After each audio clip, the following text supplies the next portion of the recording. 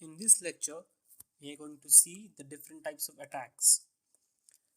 So, a useful means of classifying security attacks in terms of uh, dealing with the scenarios is passive attacks and active attacks. A passive attack attempts to learn or make use of information from the system but does not affect system resources. An active attack attempts to alter the system resources or affect their operation. Passive attack attempts to learn or make use of information from the system but does not affect system resources. Passive attacks are in the nature of eavesdropping on or monitoring or transmission. The goal of the opponent is to obtain information that is being transmitted. A telephone conversation, an electronic mail message, and a transferred file may contain sensitive or confidential information. We would like to prevent an opponent from learning the contents of these transmissions.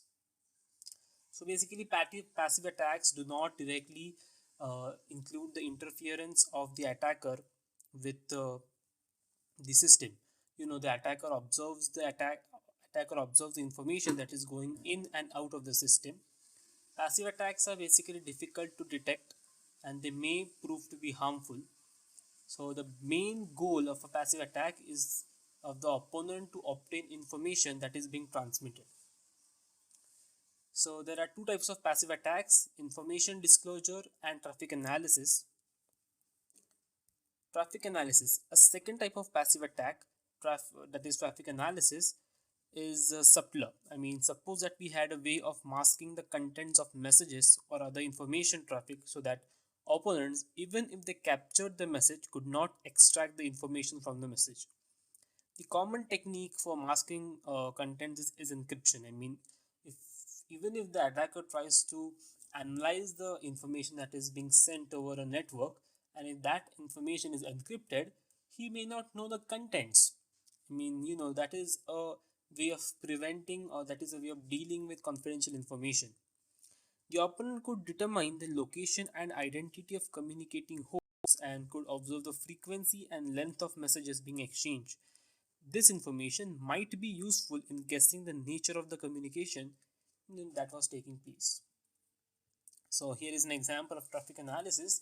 You can see that this is Bob, and he is trying to send message to Alice. Now Bob, Alice, and Trudy are the famous personalities that have been used since the earlier age in cryptography. Now Bob and Alice are good people, and Trudy is the intruder. So now Bob says, "Hey Alice, it's me. Bob, how are you?" Now Alice gets this message, and Alice now knows that the person who has sent her a message is Bob. Also, meanwhile, Trudy, since she's analyzing the traffic or the communication between them, now Trudy also knows that Alice has received a message from Bob, or Bob has sent a message to Alice.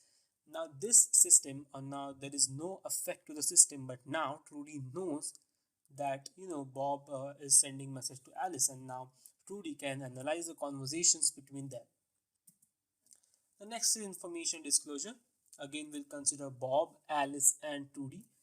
So now here in this scenario, Bob is sending information or is talking with Alice, and now Bob says, "Hey Alice, my pet's name is Buster." Now Alice knows that Bob has a pet and his name is Buster. Now since Alice is a good girl, she won't disclose information. But meanwhile, Trudy, since she is analyzing information, now she tells someone that Bob's pet name is Buster. Now since this information is not so crucial, but in this case, what if Bob told Alice that my account number is this, or my email ID is this, or I've been living here since this, or I've been staying here in California since 19 and etc. Now Trudy can disclose this information to someone in exchange of money. So this is information disclosure, but here Bob and Alice do not know that Trudy has exchanged information with some other third party. So this is also considered as an attack of information disclosure. This can be crucial attack. The next are types of active attacks. In active attacks, the attacker directly gets in contact with the system. So here direct involvement of the attacker is included. The first type of active attack is masquerade. Now, what is masquerade?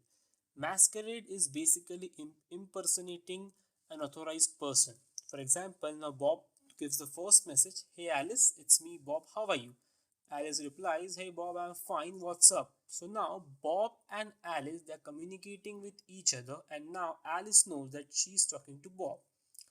But somehow Trudy comes in between and she takes over the communication and sends a message to Alice saying, "How about Robert's Cafe at 5 p.m.?" Now, since Trudy is impersonating Bob, Alice now knows, or Alice believes that this message about meet or date is from Bob, and she replies, "Okay, Bob, done." But meanwhile, Bob doesn't know that Alice has agreed to meet Trudy at 5 p.m. So this is type of masquerade attack where you have to, or when an attacker impersonates an unauthorized person. The next type of attack is replay attack. Replay attack in replay attacks, the attacker replays the same message again and again, which may you know which may affect the system. So now here Bob says to Alice saying that we have to meet today at 6 p.m. Alice says okay, no problems. Then again Trudy replays the same message, "Hey Alice, let's meet today at 6 p.m."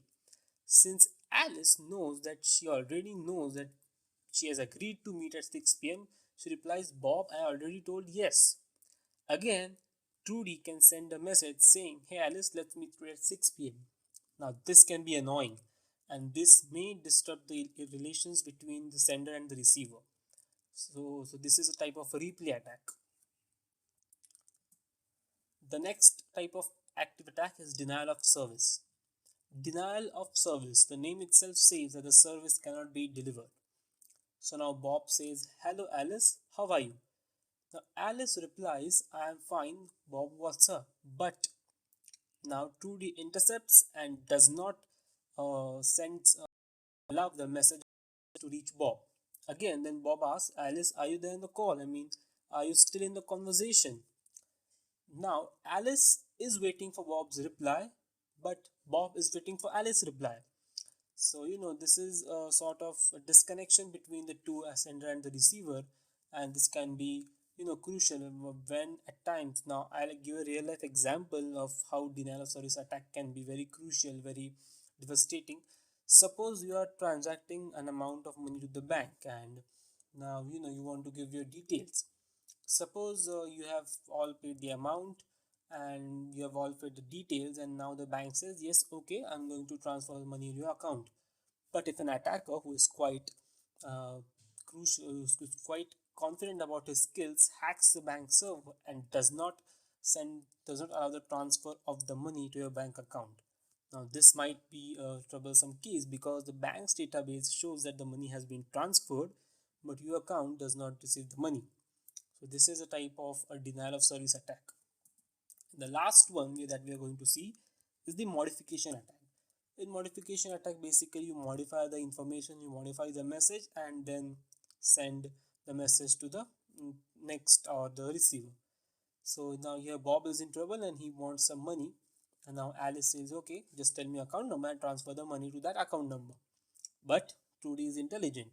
She intercepted the message and she got to know the account Bob's account number, and now she modified that account number to her account number so that Alice could easily transfer money to Trudy's account. Meanwhile, Bob doesn't get a single penny. So modification attack can also be very crucial. So these are the common motives behind any attack. I'm sorry, that is any attack. So the main motive is for financial gain, or leak information theft, or do you want to create a fear, you want to blackmail someone or to demand ransom. Or you can also use an attack to demean someone. You can post some viral information over the web to actually demean that person. And then but today's cyber attacks are mostly based on ransomware attacks, where you carry out an attack but then you demand a ransom for the attack to reverse it. So the main motive is financial money. Money is everything behind any cyber attack. In the next lecture, we will see the key terms involved in cybersecurity.